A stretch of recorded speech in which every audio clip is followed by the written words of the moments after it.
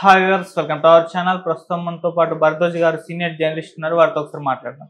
Sir నమస్కారం. Sir నమస్తే అండి. సార్, బాలకృష్ణ గారు ఇండస్ట్రీలోకి అడుగుపెట్టి 50 సంవత్సరాలు పూర్తయిన నేపథ్యంలో ఒక వేడుక కూడా నిర్వహిస్తున్నారు. అయితే ఈ సమయంలో ఆయన మొదటి సినిమా తాతమ్మ కళ గురించి నెట్టింటి ఒక చర్చ అయితే జరుగుతుంది సార్. ఇది సెన్సార్ నిషేధానికి గురైంది అని చెప్పేసి అంటున్నారు. మరి ఏంటి, అప్పుడు ఏం జరిగింది, ఎందుకు సెన్సార్ దీన్ని నిషేధించింది, మీరు ఏం చెప్తారు సార్ ఈ సినిమా గురించి? అంటే బాలకృష్ణ కెమెరా ముందుకు వచ్చిన మొదటి సినిమా తాతమ్మ కళ. అవును, అది 74 ఆగస్టు నెలలో రిలీజ్ అయింది. అయితే నిజానికి 73లోనే కంప్లీట్ అయిపోయింది సినిమా. కంప్లీట్ అయిన తర్వాత సెన్సార్ లో ఇరుక్కుని ఫైనల్ గా కొన్ని కట్స్ తో అంగీకరించాడు ఆయన. కొన్ని కట్స్ తో ఓకే అనుకున్నారు, సినిమాని రిలీజ్ చేశారు. రిలీజ్ అయ్యి 50 రోజులు, 50వ రోజు పోస్టర్ పడింది. అప్పుడు దాని మీద చాలా కంప్లైంట్స్ వెళ్ళినాయి. ఈ లోపే ఈ వెళ్ళిన కంప్లైంట్స్ రీత్యా సినిమాని బ్యాన్ చేశారు. బ్యాన్ చేసిన తర్వాత మళ్ళీ సెన్సారు దానిలో అభ్యంతరకరమైనటువంటి సన్నివేశాలని పూర్తి స్థాయిలో తొలగించాలి అనే నిర్ణయం. దానికి రామారావు గారు మొదట అంగీకరించలేదు, తర్వాత అంగీకరించారు. ఆయన సొంత సినిమా అది. ఆయన మొదట కేంద్ర ప్రభుత్వానికి లెటర్ రాశాడు. అంటే నా అభిప్రాయం ఇది, అది మిస్కమ్యూనికేట్ అవుతోంది అన్న టోన్లో ఒక లెటర్ రాశాడు. దాని మీద కూడా ఎవరు స్పందించలేదు. ఆ గొడవ నడుస్తూనే ఉండేది. ఆ నడుస్తున్న టైంలోనే చివరికి ఆయన ఫైనల్గా 2 పాటలు చిత్రీకరించి ఈ సన్నివేశాలు ఏవైతే అభ్యంతరకరంగా ఉన్నాయో ఆ సన్నివేశాలు తీసేసి ఆ పాటలు కలిపి నిడివి తగ్గకుండా చూసి మళ్ళీ రిలీజ్ చేశారు 75 జనవరిలో. అంటే బాలకృష్ణ మొదటి సినిమా నిషేధానికి గురి కావటంతో పాటు 2 సార్లు రిలీజ్ అయింది. అదొక క్రెడిట్ ఉంది ఆయనకి. అంటే 74లో ఒకసారి రిలీజ్ అయింది, 75లో మళ్ళీ రిలీజ్ అయింది. అలా అదొక రికార్డ్. అంటే ప్రధానంగా ఆ సినిమాలో ఇబ్బందికరం అనిపించిన సన్నివేశం ఏంటంటే సందర్భం. అప్పట్లో ఇందిరాగాంధీ గారి ప్రభుత్వం బర్త్ కంట్రోల్ ఆపరేషన్స్, కుటుంబ నియంత్రణ అని ఒక కుటుంబ నియంత్రణ, అది తర్వాత 77లో జనతా పార్టీ వచ్చినప్పుడు కుటుంబ సంక్షేమ శాఖగా మార్చారు. ఇందిరాగాంధీ గారి రోజుల్లో కుటుంబ నియంత్రణ శాఖే అది. ఎర్ర త్రికోణం అని ఉండేది, 2 లేక 3 చాలు, అది నినాదం. ఇలా 3 తర్వాత కనుక ఎవరైనా డెలివరీకి వెళ్తే వాళ్ళ మీద ఏదో అంటే ఎట్టి పరిస్థితుల్లోనూ మీరు ఆపరేషన్ చేయించుకుని తీరాలి అని కొంచెం ఇన్సిస్ట్ చేసేవాళ్ళు. అలాగే గవర్నమెంట్ హాస్పిటల్స్కి కోటా విధించారు. ఇన్ని ఆపరేషన్లు చేస్తే మీకు శాలరీస్ వస్తాయి టైపులో. దీనికి సంబంధించిన ఒక సన్నివేశం యమగోళ సినిమాలో బయటకు వచ్చేసింది. ఒక డాక్టర్ని నరకంలో యముడి కోర్టులో విచారణ జరుగుతూ ఉంటుంది. ఏమిటి ఇతను చేసిన నేరం అని అడుగుతాడు ఆయన. యముడు పెళ్లి కాని వారికి అయిన వారికి కూడా బర్త్ కంట్రోల్ ఆపరేషన్లు చేశాడు ప్రభు అంటాడు చిత్రగుప్తుడు. ఓయి అనాచారి అంటాడు యముడు. అని ఇతన్ని సలసల కాగే నూనెలో అని శిక్ష విధించేబోతుండగా ప్రాసిక్యూటర్ హోదాలో రామారావు గారు ఎంటర్ అవుతాడు. ఎంటర్ అయ్యి అతను ఏ పరిస్థితుల్లో ఆపరేషన్లు చేశాడో కనుక్కోరా మీరు అని అడుగుతాడు. ఏ పరిస్థితుల్లో చేశాడు అంటాడు ఆయన. అంటే ఏమయ్యా ఎందుకు చేస్తావు నువ్వు అంటే, నెలకి ఇన్ని ఆపరేషన్లు చేయకపోతే జీతాలు ఇవ్వనన్నారండి, పిల్లలు గలవాడిని ఏం చేయాలో అర్థం కాలేదు, అందుకని 2-3 అటు ఇటు జరిగితే జరుగుండొచ్చు అంటాడు. అది పరిస్థితి. అంటే ఎవరు చేయమన్నారు అని అడుగుతాడు ఏముడు. ప్రభుత్వం అంటాడు ఆయన. ప్రభుత్వం అని డౌట్ పడుతుండగా మళ్ళీ ఎన్టీఆర్ ఎంటర్ అయ్యి, ప్రభుత్వం కాదండి, ఏ అధికార హోదా లేకుండానే ప్రభుత్వాన్ని నడిపించిన ఒక యువజన నాయకుడు ఉన్నాడు, అతని నిర్వాకం ఇది అని సంజయ్ గాంధీ గురించి అన్యాపదేశంగా చెప్తాడు ఆయన. ఇదే ధోరణి తాతమ్మ కళలోనూ నడిచింది. తాతమ్మ కళలో ఇంకొక అడుగు ముందుకేసి ఈ దేశంలో దరిద్రానికి కారణం జనాభా అని చెప్పి మీరు ఈ బర్త్ కంట్రోల్ ఆపరేషన్లు చేసేస్తున్నారు, కానీ ఈ దేశంలో దరిద్రానికి జనాభా కారణం కాదు, సంపద అక్రమంగా పంపిణీ అయ్యింది. అంటే ఒక ఊళ్ళో 100 ఎకరాల పొలం ఉంటే 100 ఎకరాల మీద 2కో 3కో అధికారం ఉంటుంది. మిగిలిన వాళ్ళందరూ దానిలో పనిచేసుకుని బతుకుతారు. ఆ పని చేసుకుని బతికే వాళ్ళకి కూడా అందులో వాటా ఇస్తే వాళ్ళు దానిలో పని చేసుకుని వాళ్ళ పొలంలో వాళ్ళు పని చేసుకుని బతికేస్తారు కదా. మీరు ఇచ్చే కూలి డబ్బుల మీద బతకాల్సి వస్తుంది.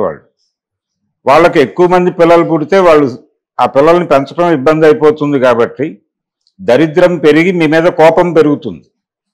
అందుకని ఇది ఎక్కడ వర్గ పోరాటంగా మారుతుందో అని మీరు దాన్ని కంట్రోల్ చేయడానికి పిల్లలు పుట్టకుండా ఆపరేషన్లు చేయించుకోమని చెప్పి బలవంతంగా ఆపరేషన్లు చేసేస్తున్నారు.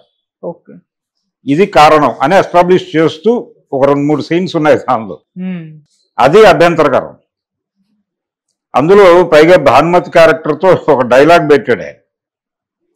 మేము కంటాం, మేము అంటే ఇప్పుడు ఆయన కంపారిజన్ కూడా తీసుకొస్తాడు. గాంధీ వాళ్ళ తల్లికి ఎన్నో కొడుకు, అంబేద్కర్ వారి తల్లికి ఎన్నో కుమారుడు, ఇలా పెట్టి నువ్వు చెప్పిన పద్ధతిలో ఒకళ్ళకో ఇద్దరికో ఆపరేషన్లు చేస్తే వీళ్ళందరూ పుట్టేవాళ్ళ లాంటి లాజిక్లు కూడా నడుస్తాయి ఆ సినిమాలు. ఓకే, ఇవన్నీ టోటల్గా అభ్యంతరకరం అని అప్పుడు ముందు సెన్సార్లో గొడవయ్యే సినిమాని రిలీజ్ చేసుకున్నాడు ఆయన.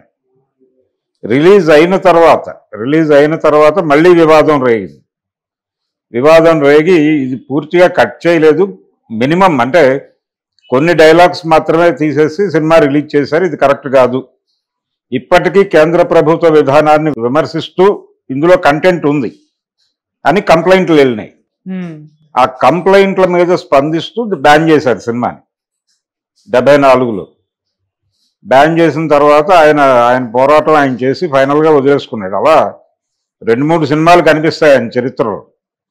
ఆ సినిమా, దానికి ముందు ఆయన 200లో సినిమా కోడలు దిద్దిన కాపురం కూడా సెన్సార్ యుద్ధం చేసే తెచ్చుకున్నాడు ఆయన. ఓకే, అయితే అప్పుడు పెద్దగా కట్స్ పడలేదు, అప్పుడు మామూలుగానే వదిలేశారు. దానిలో ఏం చేశాడంటే ఆయన పుట్టపర్తి సాయిబాబా మీద దాడి చేశాడు. పుట్టపర్తి సాయిబాబాది మోసం అనే పద్ధతిలో సినిమా ఎస్టాబ్లిష్ చేశాడు. దాని మీద సాయిబాబా భక్తులు అటాక్ చేశారు ఆ సినిమాని. అటాక్ చేస్తే ఆయన పద్ధతిలో కోర్టులో యుద్ధం చేసి తెచ్చుకున్నాడు నరసరాజు గారి సహకారంతో. డివి నరసరాజు గారి ఐడియా ఏంటంటే, అది ఏ ఉద్దేశంతో మీరు ఆ క్యారెక్టర్ని సచ్చిదానంద అనో క్యారెక్టర్ ఉంటుంది అందులో, సత్యనారాయణ చేశాడు. అది సాయిబాబాని పోలి ఉంది అనేది వాళ్ళ అభ్యంతరం. ఎలా మీరు సాయిబాబాని పోలి ఉంది పాత్ర అని చెప్తున్నారు అని అడిగాడు. అడిగితే వాళ్ళేం చెప్పారు, ఇది ఆయన హెయిర్ స్టైల్ అలా ఉంది అని. హెయిర్ స్టైల్ అలా ఉంది అని ఎలా చెప్తారు, అది మాయల పక్కీర్ విగ్గు మేము వాడింది.